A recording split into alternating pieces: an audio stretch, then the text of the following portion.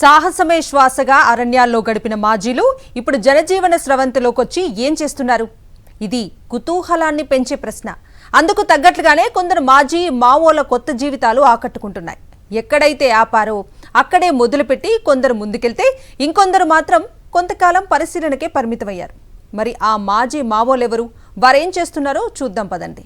విద్యతోనే ప్రగతి, ఈ నినాదాన్ని నమ్మి కొందరు మాజీ మావోయిస్టులు ఇప్పుడు మళ్లీ విద్యార్థులుగా మారిపోతున్నారు. 60ల వయస్సులో 20ల కుర్రాలతో పోటీపడి చదివేందుకు నడుం బిగించారు. ఇంతకాలం అడవుల్లో ఉద్యమం కోసం పోరాడిన చేతులు ఇప్పుడు పెన్ను పేపర్ పట్టాయి. విప్లవ గీతాలు ఆలపించిన గళాలు చట్టం గురించిన పాఠాలు నేర్చుకుంటూ ఉన్నాయి. విప్లవ పుస్తకాలు చదివిన మెదళ్లు ఇప్పుడు న్యాయ పుస్తకాలతో కుస్తీ పడుతూ ఉన్నాయి. జనజీవన స్రవంతిలో కలిశాక కొందరు మాజీ మావోయిస్టులు రిటైర్మెంట్ వయస్సులో విశ్రాంతి తీసుకోకుండా ఏకంగా ఎక్కడైతే తమ చదువును ఆపేశారో అక్కడే మళ్లీ మొదలెట్టారు.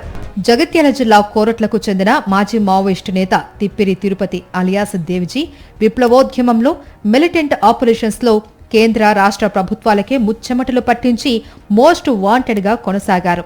80ల కాలంలో ఆర్ఎస్యు భావజాలంలో చదువుకు స్వస్తి చెప్పి అడవుల బాట పట్టిన దేవ్జీ ఈ మధ్యే జనజీవన స్రవంతిలో కలిశారు. అయితే ఎక్కడైతే తన చదువు ఆపేశారో అక్కడే ఆయన మళ్లీ ప్రారంభించారు. ఇంటర్ బోర్డు ప్రత్యేక అనుమతితో ఇంటర్లో తెలుగు పరీక్ష పూర్తి చేసి 72 మార్కులతో ఫస్ట్ క్లాస్లో పాస్ అయ్యారు. ఆ తర్వాత లా సెట్ రాశారు. 349వ ర్యాంక్ సాధించారు. న్యాయం అందక అన్యాయమైపోతున్న బాధిత పక్షాన పోరాటం కోసం ఇప్పుడు ఈయన న్యాయ పోరాటం అనే కొత్త ఉద్యమం వైపు అడుగులేస్తున్నారు. అన్నీ సమకూర్చి చదువుకోండ్రా నాయనా అంటే కూడా బలాదురుగా తిరుగుతున్న యువతకు ఇప్పుడు దేవ్జీ పట్టుదల ఆదర్శంగా నిలుస్తోంది. 42 సంవత్సరాల తర్వాత ఒక 2 months బ్యాక్ ఇంటికి రావడం జరిగింది. 42 సంవత్సరాల క్రితము inter second year Telugu paper అనేది బైకట్ చేయడం ద్వారా ఆ స్టడీని ఇప్పుడు కంటిన్యూ చేయదలుచుకొని ఒక 2 రోజుల ప్రిపరేషన్లోనే అతను 72 మార్కులు సాధించడం జరిగింది. దాని తర్వాత లా సెట్ కూడా కేవలం 2 రోజుల ప్రిపరేషన్తోనే తనకు 349వ ర్యాంకు రావడం జరిగింది. 2 రోజుల్లోనే 75 మార్కులు తెలుగు పేపర్లో సాధించింది. తనకి ఇంకొక 1 month కానీ ఒక 15 రోజుల కానీ ప్రిపరేషన్ ఉన్నా కానీ కూడా ఇంకెక్కువ మార్కులు వస్తుండే. లా అనేది కంటిన్యూ చేయాలనుకుంటున్నాను. ఇక ఈ మధ్య మహారాష్ట్ర ముఖ్యమంత్రి దేవేంద్ర ఫడ్నవీస్ సమక్షంలో లొంగిపోయి జనజీవన స్రవంతిలో కలిసిన వారిలో పెద్దపల్లికి చెందిన మల్లోజుల వేణుగోపాల్ అలియాస్ సోను అలియాస్ అభయ్ ప్రస్తుతం మహారాష్ట్ర పోలీసుల పర్యవేక్షణలోనే ఉన్నారు. ఆయన గతంలో మాట్లాడినప్పుడు రాజకీయాలపై ఆసక్తి కనబడింది. అది ప్రత్యక్షమా లేక ప్రభావిత శక్తిగా చైతన్యపరచడమా అన్నది భవిష్యత్తు తేల్చనుంది. అయితే ఒకనాడు మావోయిస్టు ఉద్యమానికి ఆకర్షితుడై అడవి బాట పట్టిన మల్లోజుల లొంగుబాటుకు ముందు రాసిన లేఖలు సంచలనంగా మారాయి. మావోయిస్టు పార్టీ ఉద్యమ తీరు పనితీరునే ప్రశ్నిస్తూ ఆయన లేఖలు సంధించి ఆ తర్వాత కొద్ది రోజులకే లొంగిపోయారు. అయితే లొంగుబాటు తర్వాత ఆయన మాటలు వింటే మాత్రం మల్లోజుల వేణుగోపాల్ ఓ యాక్సిడెంటల్ మావోయిస్టా అనే సందేహం కలిగేలా ఆయన భావాలు కనిపించాయి. ప్రస్తుతానికి ఈయన మహారాష్ట్ర పోలీసుల పర్యవేక్షణలో పుస్తకాలు చదవడం, భవిష్యత్తు కార్యాచరణ రూపొందించుకోవడం చేస్తున్నారు. ఇక ఇదే పెద్దపల్లి జిల్లా జూలపల్లి మండలం వడ్కాపూర్కు చెందిన పల్లూరి ప్రసాదరావు అలియాస్ చంద్రన్న 1980ల కాలంలో ఇంటర్ చదివే రోజుల్లో ఆర్ఎస్యు భావజాలానికి ఆకర్షితులయ్యారు.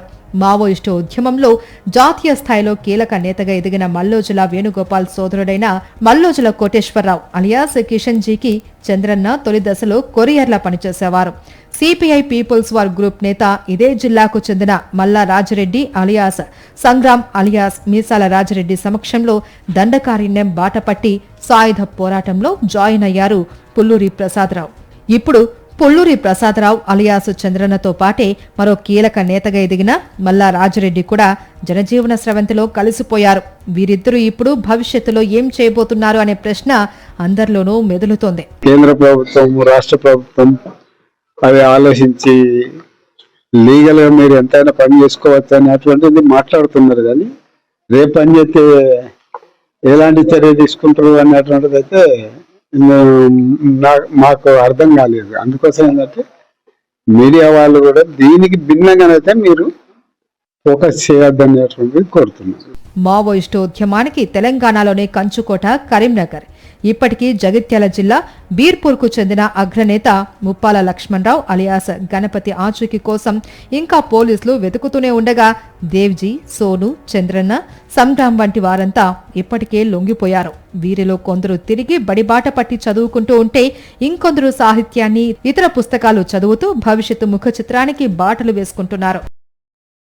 మరిన్ని అప్డేట్స్ కోసం ఛానల్ ను సబ్స్క్రైబ్ చేయండి. నోటిఫికేషన్స్ కోసం బెల్ ఐకాన్ పై క్లిక్ చేయండి.